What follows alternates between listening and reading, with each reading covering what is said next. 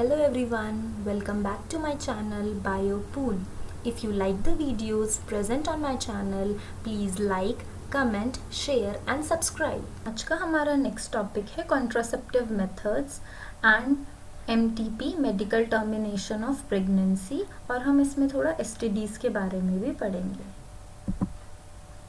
तो हमने last video में कॉन्ट्रासेप्टिव्स क्या होते हैं और कॉन्ट्रासेप्टिव मेथड्स पढ़े थे, और हमने जो contraceptive methods last time discuss किए थे वो थे natural method, barrier method, injection and implants, और हमने इंट्रा यूटेराइन डिवाइसेस पढ़े थे। इसके अलावा दो और कॉन्ट्रासेप्टिव मेथड्स हैं, वो हम आज की वीडियो में पढ़ेंगे। वो है ओरल एडमिनिस्ट्रेशन जिसमें पिल्स आती हैं, और सर्जिकल मेथड। तो ओरल एडमिनिस्ट्रेशन जिस पिल्स, अगर हम पिल्स की बात करें मीन्स टैबलेट्स, जो कि बहुत ही फेमस हैं और फेमस कॉन्ट्रासेप्टिव डिवाइसेस हैं। तो इसमें काफ़ी सारी पिल्स आती हैं, आई पिल, और मैंने आपको फर्स्ट वीडियो में बताया था सहेली, जो कि इंडिया में डिस्कवर किया था इंडिया में CDRI इन लखनऊ, है ना। तो ये जो सहेली थी वो नॉन स्टेरॉयडल पिल है, जो कि हफ्ते में एक बार लेनी है, और इसके साइड इफ़ेक्ट्स भी बहुत कम है, तो इसीलिए ये फीमेल्स में बहुत पॉपुलर है। नॉर्मली जो पिल्स होती हैं उनका जो टाइम ड्यूरेशन है लेने का वो डिफरेंट है, जैसे सहेली हफ्ते में एक ही बार ये पिल लेनी है।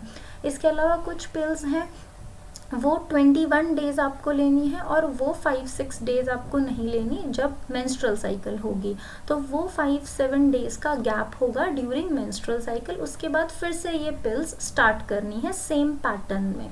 तो ये पिल्स हेल्प करती हैं उन फीमेल को who has the desire to prevent conception, है ना। तो अब मेन ये जो पिल्स काम कर रही हैं, अब ये पिल्स ऑब्वियसली प्रोजेस्ट्रोजन और ईस्ट्रोजन के कॉम्बिनेशन से बनी है, तो ये कहीं ना कहीं हार्मोनल इफ़ेक्ट्स, हार्मोनल जो बैलेंस है उससे, हार्मोनल बैलेंस को इफ़ेक्ट कर रही हैं बॉडी के। तो अब ये क्या करती हैं कि जिससे कंसेप्शन प्रिवेंट हो। सबसे पहले ये इनहिबिट करती हैं ओव्यूलेशन को इनहिबिट करना, और इम्प्लांटेशन होने से प्रिवेंट करना। तो ये दो चीज़ हैं जिसकी वजह से ये पिल इफ़ेक्टिव है। नेक्स्ट चीज़, ये जो क्वालिटी ऑफ सर्विकल म्यूकस है उसे भी चेंज करती हैं, क्योंकि ड्यूरिंग फर्टाइल पीरियड जो सर्विकल म्यूकस होता है उसकी जो क्वांटिटी है और क्वालिटी है वो डिफ़र करती है फॉलिकुलर फेज और ल्यूटल फेज से। जो सर्विकल म्यूकस होगा वो फर्टाइल पीरियड में ज़्यादा वेलकमिंग होगा फॉर स्पर्म्स, बट और सब डेज में, मतलब फॉलिकुलर और ल्यूटल फेज में सर्विकल म्यूकस ऐसे नहीं होगा। तो ये जो आपका पिल्स है यहाँ पे ये हेल्प कर रही है ओव्यूलेशन को इनहिबिट करने में, इम्प्लांटेशन को, और क्वालिटी ऑफ सर्विकल म्यूकस को भी चेंज करके, जिसकी वजह से जो एंट्री ऑफ स्पर्म है वो भी ब्लॉक होंगी। तो ये पिल्स इसीलिए इफ़ेक्टिव भी हैं और फेमिलियर भी हैं, इजी टू यूज़ है, और लेसर साइड इफ़ेक्ट है। So they are well accepted by the females. अब जो हमारा लास्ट कॉन्ट्रासेप्टिव मेथड है वो एक तरह का परमानेंट मेथड है, और इसकी जो रिवर्सिबिलिटी है वो बहुत पुअर है।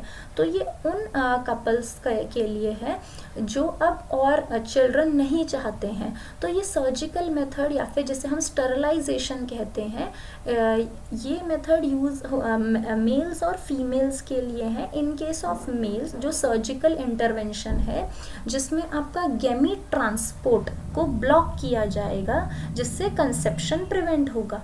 तो sterilization in case of male हम इसे कहते हैं वेसेक्टॉमी, और इन केस ऑफ फीमेल इसे कहते हैं ट्यूबेक्टॉमी।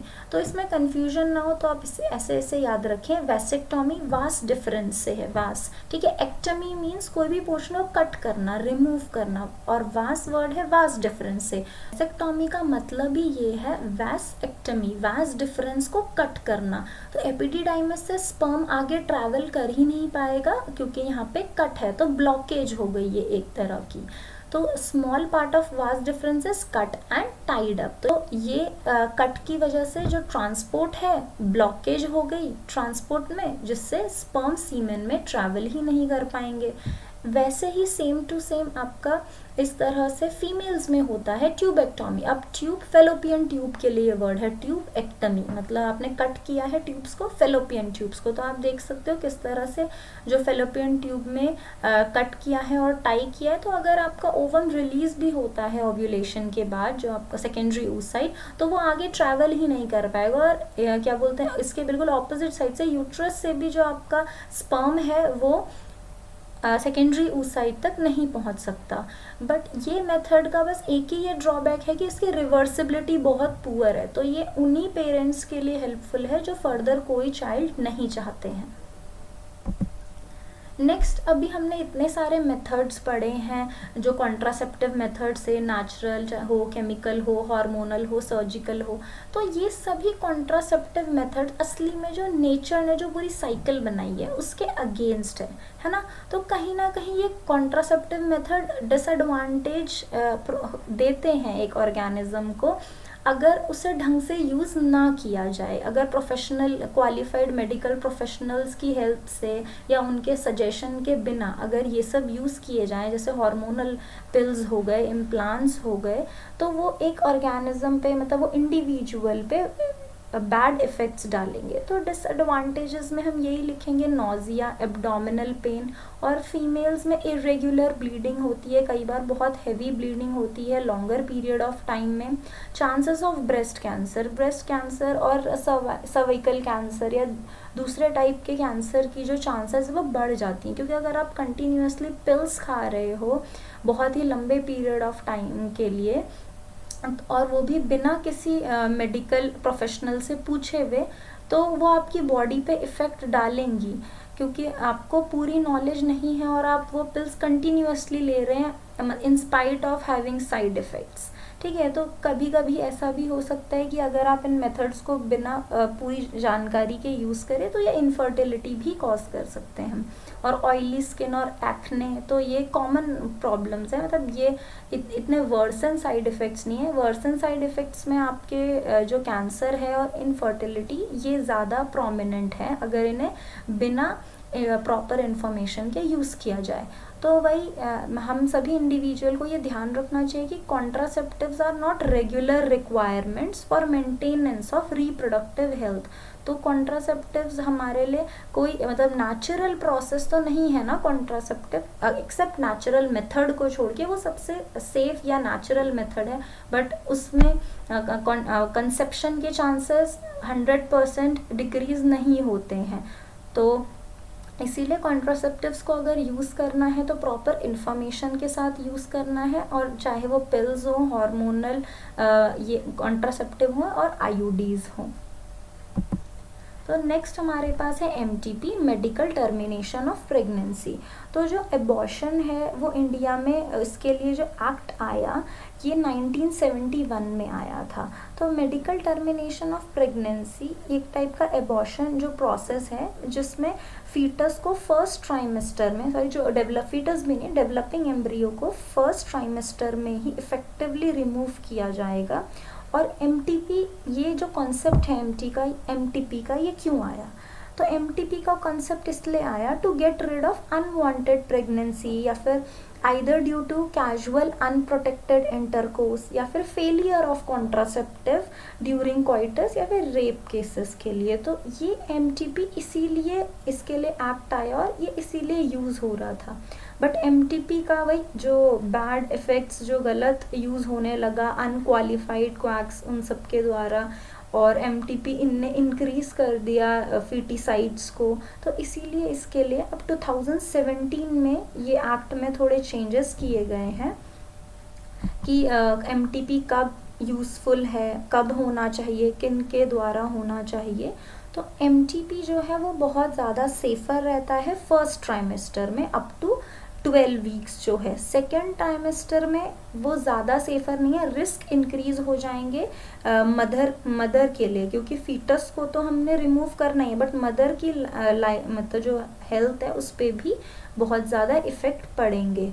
तो जो एक्ट हमारा है जिस पे ये चेंजेस किए गए 2017 में, वो इसीलिए बनाया गया इंडिया में ताकि ये जो इंसिडेंट्स हैं इलीगल एबॉर्शन के, मैटरनल मोर्टेलिटी रेट के, इन सबको रिड्यूस किया जा सके।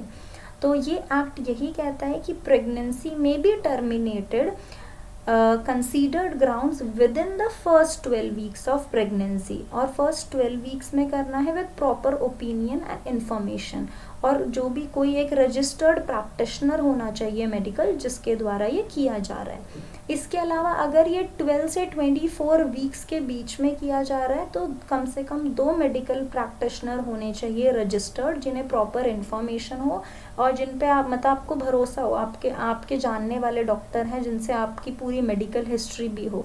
ऐसे मतलब इलीगली यह परफॉर्म नहीं किया जाना चाहिए। नेक्स्ट आपके पास टॉपिक है सेक्सुअली ट्रांसमिटेड डिसीज, STDs। तो STDs वो डिसीज होती हैं which are transmitted during sexual intercourse, है ना। तो हम STDs को कहते हैं वेनरल डिसीज भी, रिप्रोडक्टिव ट्रैक इन्फेक्शन भी, या PID पेल्विक इन्फ्लेमेटरी डिसीजेस। तो कोई भी नाम अगर आपको आता है तो ये STD से ही रिलेटेड है। अब STDs के जो अर्ली सिम्टम्स होते हैं वो हैं fluid discharge, slight pain, swelling in the genital region. तो ये अर्ली सिम्टम्स हैं। अब इन केस ऑफ फीमेल्स क्या होता है, STDs के केस में फीमेल्स काफ़ी टाइम तक एसिम्टोमेटिक रहती है, मीन्स अनडिटेक्टेड, उन्हें पता ही नहीं चलता कि कोई टाइप की या फिर STD उन्हें है, क्योंकि सिम्टम्स ज़्यादा पता नहीं चलते। जो हमने अर्ली सिम्टम्स बोले वो फीमेल्स के केस में ज़्यादा पता नहीं चलेंगे, और अगर पता नहीं चलते हैं फीमेल्स को तो वो STD बहुत इंक्रीज़ हो जाता है। इसकी वजह से जो इन्फेक्टेड पर्सन है, जब अब लेटर स्टेज हो गई हैं, इन्फेक्शन फैल चुका है, तो वही सोसाइटी में से सोशल स्टिग्मा अटैच हो जाता है STD की वजह से। अगर प्रॉपरली STD को टाइमली डिटेक्ट कर लिया गया तो प्रॉपर ट्रीटमेंट अवेलेबल हैं STDs के लिए भी। इसके अलावा ही PID जो पेल्विक इन्फ्लेमेटरी डिसीज़ है, उसकी वजह से फीमेल्स को क्या क्या प्रॉब्लम आ सकती हैं, वो है एबॉर्शंस होंगे, स्टिल बर्थ मतलब डेथ हो जाएगी बेबी की after birth, ectopic pregnancy. Ectopic means होता है एबनॉर्मल या फिर एबनॉर्मल इन पोजीशन। एक्टॉपिक प्रेगनेंसी में क्या है, हमें पता है इम्प्लांटेशन यूट्रस में होता है, इनर लाइनिंग ऑफ यूट्रस में जो आपका एम्ब्रियो है वो अटैच हो जाता है। बट एक्टॉपिक प्रेगनेंसी में अपार्ट फ्रॉम यूटरस, जहाँ पे उसे अटैच होना चाहिए, वो जो आपका एम्ब्रियो है वो कहीं और अटैच होगा, या फिर वो फेलोपियन ट्यूब में ही हो जाएगा, या फिर एकदम जो माउथ ऑफ यूटरस सर्विक्स के पास अटैच हो जाएगा। तो इस तरह की जो एबनॉर्मल पोजीशंस हैं उसे हम कहते हैं एक्टॉपिक प्रेगनेंसी, क्योंकि इसमें खतरा ज़्यादा रहता है। डेवलपिंग एम्ब्रियो अगर ऐसी पोजीशंस में अटैच हो गया है जहाँ पे उसको स्पेस नहीं मिलेगा डेवलप होने का, तो एबॉर्शंस होने के भी चांसेस इंक्रीज हो जाते हैं। नेक्स्ट इज इनफर्टिलिटी के चांसेस बढ़ जाते हैं, और रिप्रोडक्टिव ट्रैक के कैंसर होने के भी चांसेस इंक्रीज हो जाते हैं। नेक्स्ट, जैसे कि हमें पता ही है जो STDs हैं हमारी सोसाइटी में, STDs को लेके काफ़ी सोशल स्टिग्मा है, बट STDs भी तो नॉर्मल डिसीजेज ही हैं। अगर वो डिटेक्ट होती हैं पहले ही तो हमारे पास बहुत सारे ऐसे हमारे पास मेडिकेशंस हैं जिससे हम इन STD से बच सकते हैं, है ना। अगर हमें अर्ली डिटेक्शन हो गया है तो आप कंप्लीट ट्रीटमेंट करवा सकते हो उन डिसीज़ का।